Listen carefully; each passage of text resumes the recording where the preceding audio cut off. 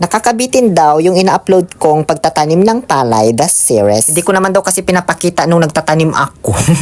So ito na, ipapakita ko na sa lalong madaling panahon. So bago ako umalis papuntang bukid, magpapagas muna ako dito kila Maribel. Pwede man lakarin kaso maputik, kaya mas okay nang maputikan yung motor kesa yung pagkatao ko.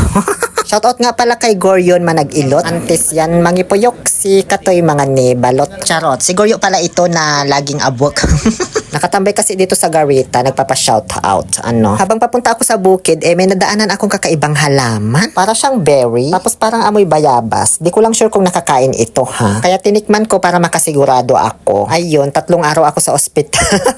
Charot lang, oy. Ngayon, andito na po ako sa bukirin ng mga Argente kasama si Mark Vincent para simulan na ang pagtatanim ng palay mula sa sapang palay. Bali, ito munang ipapakita ko sa inyo ay yung isang paraan ng pagtatanim ng palay. Ito yung tinatawag nilang sabog tanim. Ito yung pinakamadaling way, pinakamabilis, less effort, and less manpower. Less gastos din pala kasi di mo na kailangan mag-upa pa ng mga magtatanim na tao.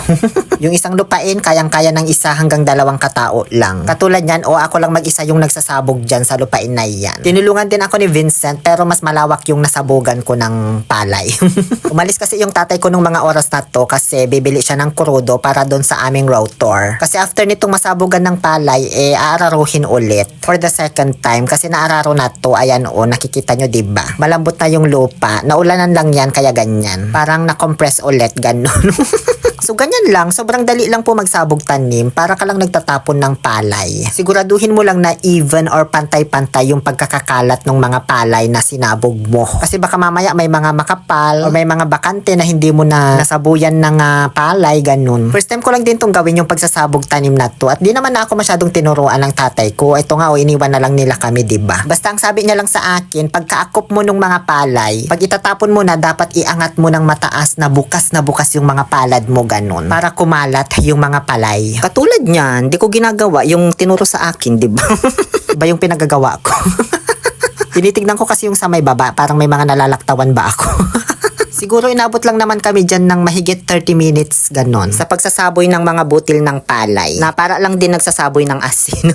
Dalawa kami dyan na nagtulungan, paulit-ulit. Nasa kalahating sako din ng binhi yung naisaboy namin lahat dyan. Wherein, tama naman daw, sabi ni tata, yung nagamit naming palay para sa lupain na yan. Kasi chinek niya talaga kung gano'ng karami yung natira namin. Kinabahan nga siya Baka daw naubos namin yung 1 sako sa lupain lang na yan.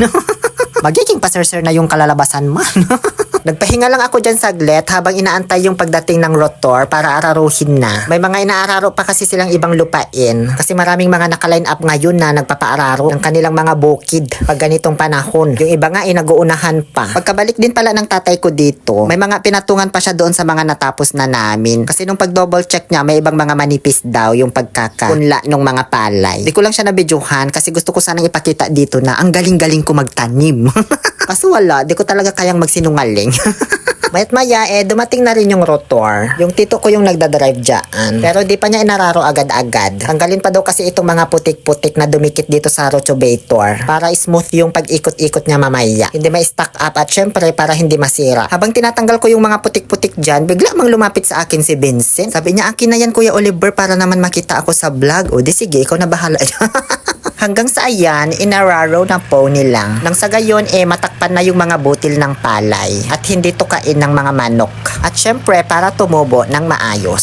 So, yun na yun. Ganun lang po magsabog tanim. Kaya nang sabi ko kanina, madali lang, less manpower, less effort. Pero may disadvantage din ito kasi konti lang po yung maha-harvest talaga. Kung sa isang lupain mo, nakakakuha ka ng 20 na kaban, kapag yung lipat tanim yung ginawa mo, sa sabog tanim naman, makakakuha ka lang ng 10, ganyan. Lalo na kapag maraming damo yung tumubo kasi madamo din talaga ang sabog tanim. Kaya kailangan mong magpalin ng dikalagi at mag-spray ng para sa damo. Sa sumunod na araw, nagpasama naman yung tatay ko para magsukat daw ng mga lupain. Ng mga villar, charot. Yung una, buong akala ko, isang lupain lang yung susukatin namin. Kaya kahit nagbo-voice over ako ng mga oras na ito, tinigil ko muna para samahan siya. Yung pala, naloka man ako. Ang dami palang lupa yung kailangan naming sukatin.